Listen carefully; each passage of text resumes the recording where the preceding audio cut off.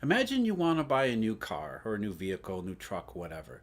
You're at the car dealership and you're talking with the salesperson, and for once they're more than happy to quote you a solid price. However, the catch is they won't tell you anything about the vehicle. They won't tell you what it is, what make, what model, what options, what engine, what anything. All you know is the price. The price is solid, but you have absolutely no idea what you're going to get for it. Now that's a big problem, right?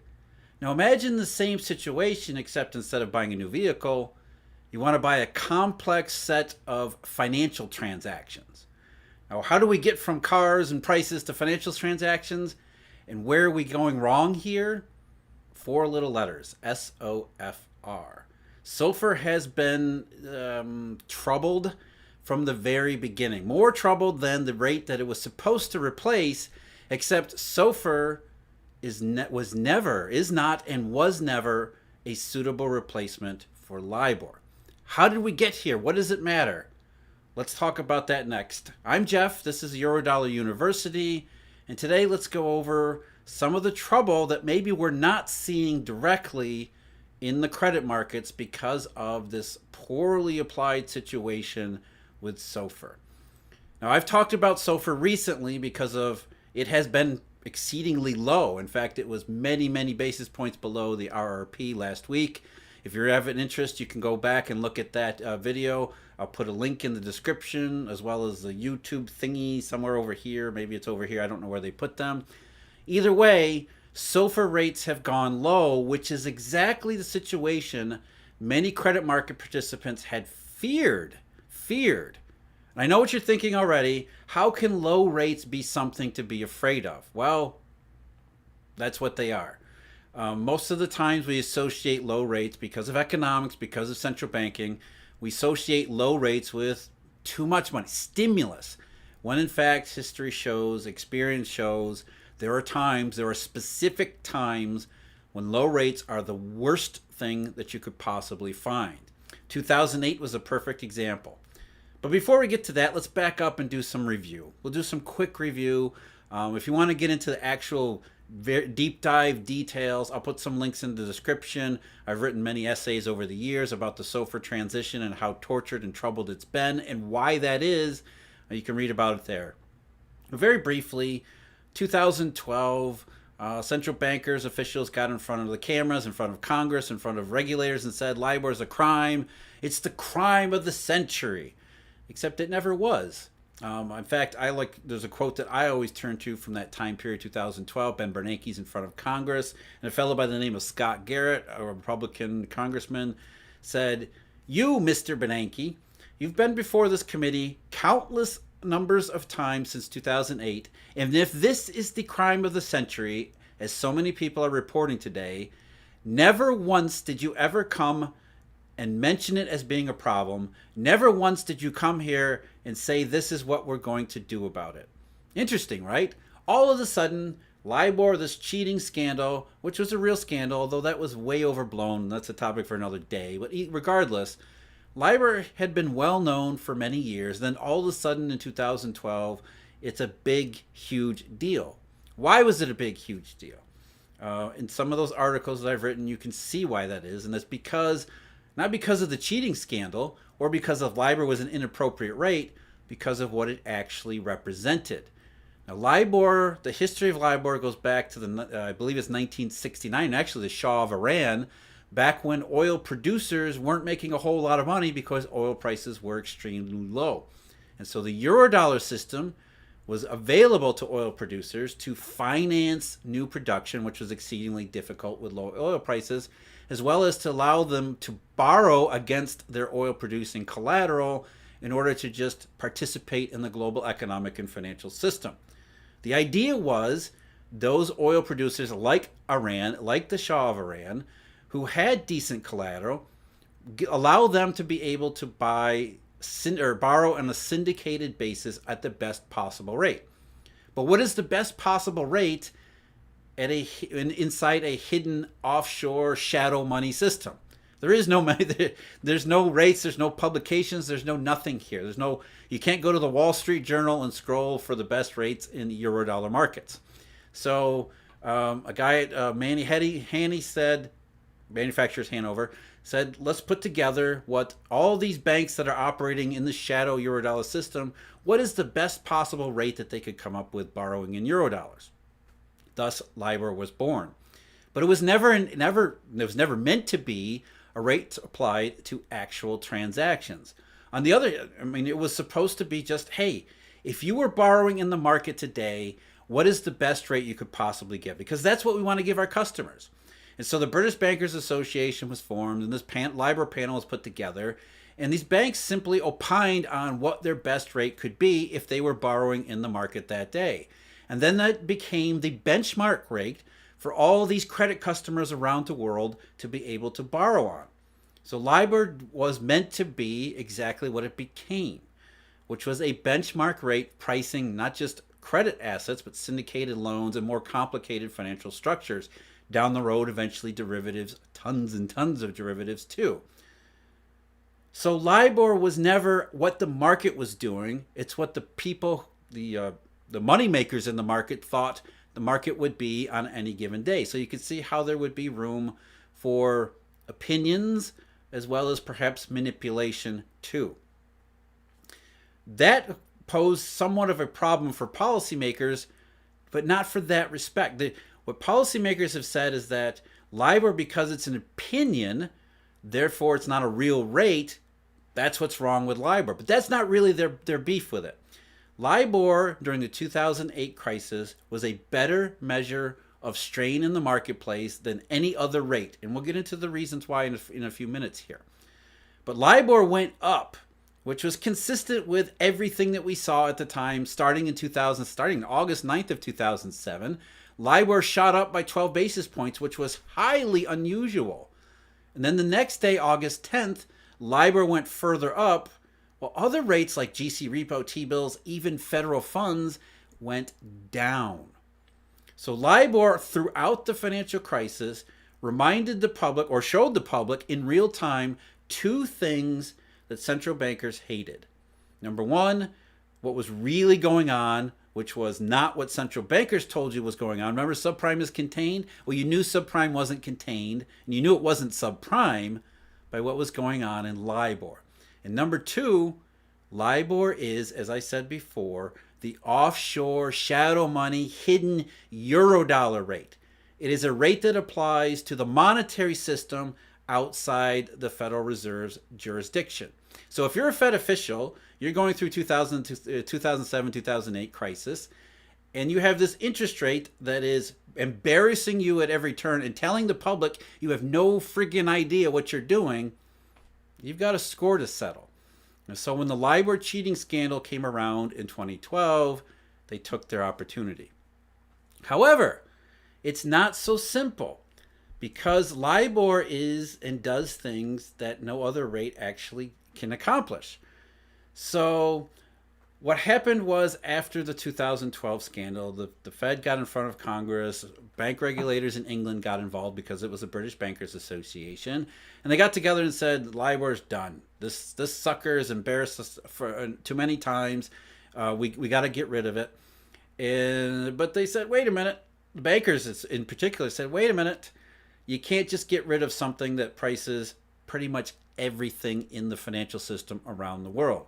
It's not so easy as saying we're going to move from one thing to another, because LIBOR accomplishes something that the market absolutely needs. Because it applied to unsecured interbank transactions, basically, again, banks were considering what they would be able to borrow on any given day without putting up any collateral, nothing more than their reputation, best interest rate, best numbers. Therefore, it was a measure, contained within that opinion was a measure of credit and liquidity risk in particular. So when LIBOR went high in 2007 and 2008, especially in the fall of 2008, LIBOR really spiked while other interest rates really fell. What that said was exactly what people who wanted to use LIBOR, that was the information they wanted. They wanted to know when there was stress in the markets. They wanted to know when there was stress in borrowing. And the only way you could tell that is something like the LIBOR rate that applied to unsecured interbank transactions. It's basically the starting place to understand these vital fundamental risks of monetary and financial markets. But what the Fed did was, the Fed, not just the Fed, the regulators, there's the triumvirate, there's the Federal Reserve, there's the OCC, and there's the FDIC. They all get together and they say, we're going to look at this thing as bureaucrats do. And in 2014, they convened what was called the Alternative Rate Reference Committee, which was tasked with coming up with a suitable replacement to LIBOR. This is 2014, almost a decade ago. There's a quote from 2014 from our favorite central banker, Mr. Bill Dudley, and this is the one time he got something right. In 2014, he says, everyone knows LIBOR is a trouble reference rate. Well, that part he didn't get right. Yet people are still using LIBOR in all their derivatives contracts because it did something the market needed it to do. So back to Dudley.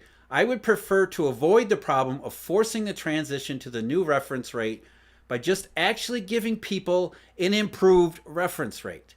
And then it happens simultaneously and we're done with that problem.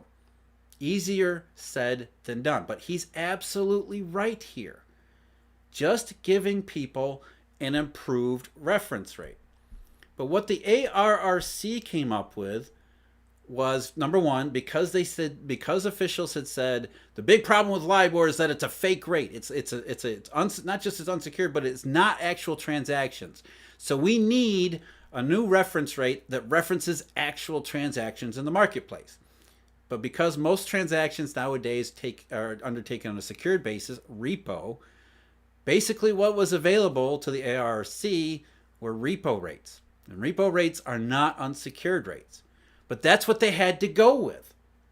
So SOFR was going to be, eventually they settled on this secured overnight financing rate, SOFR, which was intended to replace LIBOR drawn from repo transactions. And the marketplace said, this is not a suitable replacement for LIBOR. They started pricing SOFR in 2018. They started really trying to force banks into SOFR by 2019. And in October of 2019, 10 of the largest banks, regional banks in the United States said, what are you doing? You're pushing SOFR on us. It's not an appropriate or suitable reference. In a letter sent to the three regulators, the Fed, the FDIC, and the OCC, they said, quote, these 10 banks told the regulators, SOFR, quote, is not well suited to be a benchmark for lending products. And then they said, during times of economic stress, SOFR, unlike LIBOR, will likely decrease disproportionately relative to other market rates as investors seek the safe haven of U.S. Treasury securities. And not just U.S. Treasury securities, but U.S. Treasury repo. This is exactly what has happened over the last week. As I've talked about in that previous video, as I've written in our in the Markets Insider Pro deep dives, as well as some of the daily briefings. You can check those out for more information. SOFR rates have done exactly what these banks warned regulators would happen. Now let's back up a little bit. What is it about SOFR that's makes it not suitable as a replacement for LIBOR? One thing is what I just talked about. It is a GC repo rate. It's drawn from repo transactions. Therefore, it's secured. Doesn't have the same liquidity and credit risk characteristics embedded in those prices, and it behaves very differently. There's also another problem, which we won't get into here, that is a more esoteric issue. 3-month LIBOR is what interest rate are you willing to charge or you're willing to borrow at to borrow unsecured funds for a term of 3 months. So today, what are you going to give me for a 3-month loan? SOFR, by contrast, does not have the same term structure. SOFR is strictly an overnight rate drawn from repo markets. Now, the authorities and regulators thought, well, who cares? There'll be a futures market that will spring up, and that'll give us somewhat of an implied term structure as they start trading forward SOFR rates. But that's not the same thing either. Again, it's very different what I can borrow today for 3 months versus what will the overnight rate be in 3 months. Those two things are not the same thing at all. So on that count, SOFR has no term structure. That's a problem.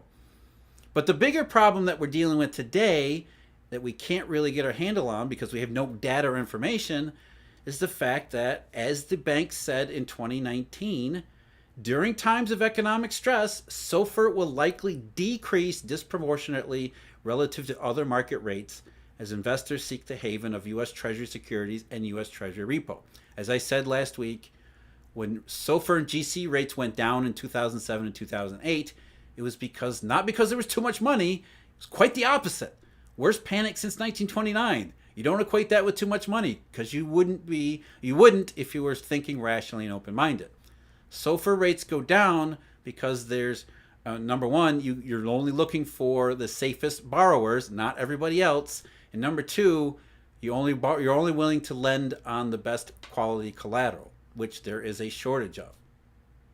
So imagine you've priced all of these financial securities. You're hoping these prices will tell you something about the fundamental marketplace, and instead, SOFR does the opposite of what you need it to do during times of financial stress.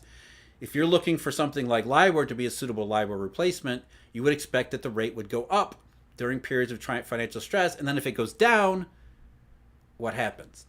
Well, that's really the question, because now we're seeing exactly the problem that banks had identified, and they had been reluctant to switch to SOFR all along because of this issue. And this and the other issue. SOFR was never a suitable replacement to LIBOR. Maybe it's a good thing that 3-month LIBOR and 12-month LIBOR and some of the major tenors are still being priced to next year. But as of last year, at the end of last year, regulators said if you issue any new loans or new credit products using LIBOR as a reference, we're going to harm you in terms of regulatory scrutiny. So there's a whole bunch of new credit products that were issued this year based on maybe SOFR. Some banks have used alternatives like Ameriribor and the Bloomberg index that was put together that was these other alternatives that were actually meant to be a suitable replacement because they had the same characteristics as LIBOR did. But what we don't know is how much credit was priced based on SOFR and how much of a problem that is being. It's reasonable to assume that if risk is going up and your rates are going down, it's going to be somewhat of an issue. So this is the very situation that banks had been worrying about all along. And here it is. We're at a period of stress and strain. And now you're looking at your portfolios and thinking, are these prices telling me what's actually going on? Are they representative of any meaningful considerations and conclusions in the marketplace? And if you're worried about the prices of fundamental characteristics of finance and money, are you going to be lending? Are you going to be doing more credit? Are you going to be extending credit? You're going to be this uncertainty creates another headwind for the monetary and financial system amidst a growing sea of headwinds. That's probably a mix of a hurricane. I don't know. Whatever the case may be, SOFR is an unnecessary complication during the work. It's pro-cyclical, which is exactly the thing that they were trying to avoid. Well, not really. That's what they told the public. This whole thing is about bureaucrats being embarrassed, bureaucrats not knowing their jobs and having a monetary system that exists outside of their purview and wanting to cover that up and doing so in one of the stupidest ways possible. They can't say they weren't warned because they were warned for over a decade that this was a ridiculous idea, and they kept pushing it anyway. So now here we are. SOFR rates have fallen. In fact, the numbers from last week, you had a low of 296 on Thursday. That was the main SOFR rate. The weighted median SOFR. I believe the 75th percentile was 299. So 75% of all transactions took place 6 basis points below RRP last week, Thursday. And then Friday, it was 298, so up a couple of basis points, but still, well below RRP. And the 75th percentile was exactly 3. So 75% of all transactions were well below RRP, and that's not what should be priced into derivatives as well as financial products, where these are representative, these low SOFR rates are representative of heightened risk. So something to keep an eye on, and it's likely already causing an enormous amount of stress that we're not able to see and observe directly, because despite all the noise, despite all the complaints, despite all the official nonsense from regulators, they didn't actually fix the problem. They created one and then jammed a solution that wasn't a workable solution down the throats of the system, and leaving the system to wonder what the hell's actually going on out there. So this whole SOFR discussion actually was raised in the member section of Eurodollar University. Someone had asked, well ahead of the curve, because of course the Eurodollar University members are well ahead of the curve, had asked back in August whether or not this would be a problem. And I think now that we're seeing SOFR rates really soften, to mix our words a little bit more, yeah, I think it is a problem, and it is contributing to the deflationary wave, the third deflationary wave that we're seeing now. So thanks again to all the Eurodollar University members. Also, again, you could check out more information, articles I've written at the links in the description, as well as some of the deep dives and daily briefings that contain this information at Markets Insider Pro. Until next time, take care.